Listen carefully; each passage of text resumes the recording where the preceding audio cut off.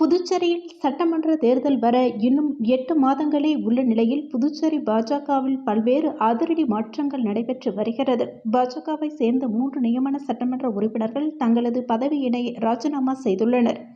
அவர்களுக்கு பதிலாக புதிய நியமன சட்டமன்ற உறுப்பினர்களாக 3 பேர் விரைவில் நியமிக்கப்பட உள்ளனர். இதேபோல் ஆதி திராவிடர் மற்றும் பழங்குடியினர் நலத்துறை அமைச்சர் சாய் ஜே சரவணகுமார் தனது அமைச்சர் பதவியினை ராஜினாமா செய்துள்ளார். அவரது ஆதரவாளர்கள் பாஜக தலைமையினை கண்டித்து போராட்டம் நடத்தினர். இதுபோன்ற சூழ்நிலையில் தேசிய ஜனநாயக கூட்டணி அமைச்சரவையில் ஆதி திராவிடர்களுக்கு இடம் இல்லாதது கடும் விமர்சனத்தை உள்ளாக்கி உள்ளது. இந்நிலையில் அதிருப்தி கோஷ்டியில் உள்ள சட்டமன்ற உறுப்பினர் ஜான்குமாருக்கு அமைச்சர் பதவி கொடுக்க முடிவெடுக்கப்பட்டுள்ளதாக தெரிகிறது.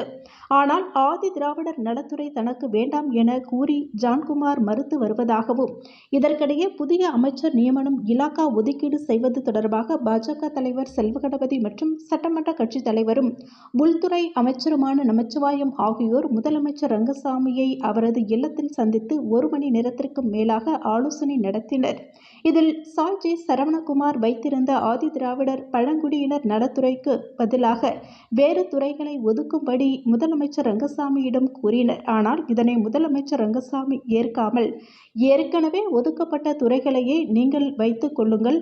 இதுபோன்ற சூழ்நிலையில் இலாகாவை மாற்றி அமைப்பது எங்களது கட்சிகளுக்குள் சில பிரச்சனைகளை எழுப்பும் என மறுத்துவிட்டார்.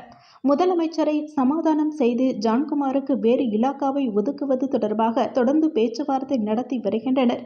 இதனால் புதுச்சேரி அரசியலில் தொடர்ந்து பரபரப்பான சூழ்நிலை நீடித்து வருகிறது.